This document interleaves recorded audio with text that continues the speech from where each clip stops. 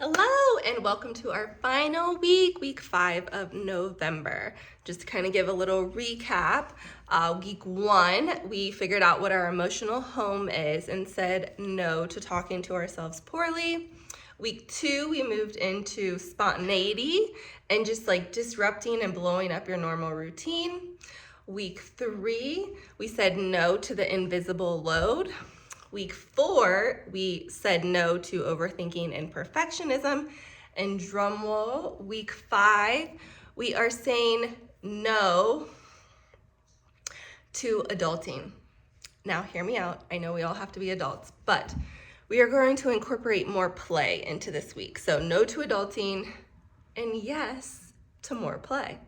So, Dr. Stuart Brown has indicated there's like 8 types of different play personalities, because you might be wondering, like, I don't even know how to play. Like, what are you talking about? What should we do here? And that's okay. I'm going to go over these 8 types for you. But the reason why we're saying no to adulting is because sometimes it can get so serious. It can take away from our creativity.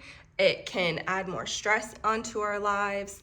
And so we want to add this like added zest, right? Because that's where like our passions and our purpose really find us, when we can kind of get into this playful state and like less so serious and more fun, right?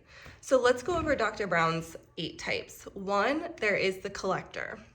And you might find that you are in multiple types, and that's okay.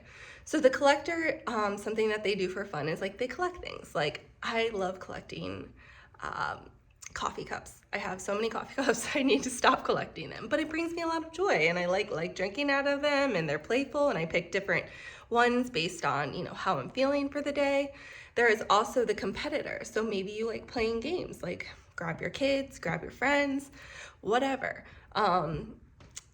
Create a league, a soccer league, or just a new league in your neighborhood, flip cup, whatever you want to do, right? You also have the creative artist. So maybe you find joy in like making things, or doodling, or woodworking, or fixing things, sewing. You may find yourself in that creative artist category. Or maybe 4, you are the director and you enjoy planning things like events or directing things, and it just like brings you a lot of joy and creativity to like throw themed birthday parties. I know, I think I was that, but I kind of got away from that. And then you could be the explorer, which is number 5. So maybe you like going on adventures, discovering something maybe emotionally, inwardly, or physically, like new places. Could be either or.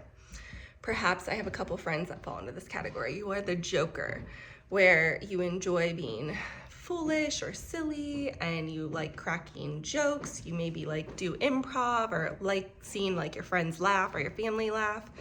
And then there's number 7, which is the kinesthete, which is maybe all about moving your body.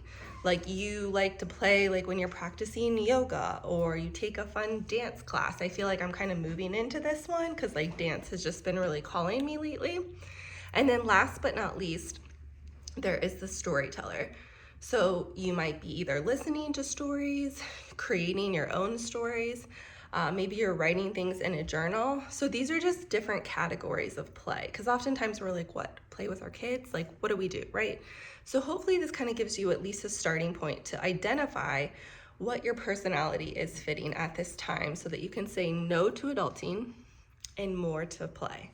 Because after all, it has been found that play leads to more increased well-being and satisfaction. So really, this is the question to ask yourself this week. What am I going to play this week? How am I going to play this week? And go do it. And for the love of God, we are approaching December, and it is the time of month for just straight up organized chaos for all the things. And I want you to remember that no is a complete sentence, and you are free to use it at any time. So I hope you enjoyed this no series. I hope to see you at one of our Reclaim Your Power retreats. And you should check out the Black Friday deal I have going on my amazing mindfulness cards that I developed with Lindale, whose picture is up at the beginning of the email. So, love you all. Thank you for being here. And I hope you enjoyed November as much as I did.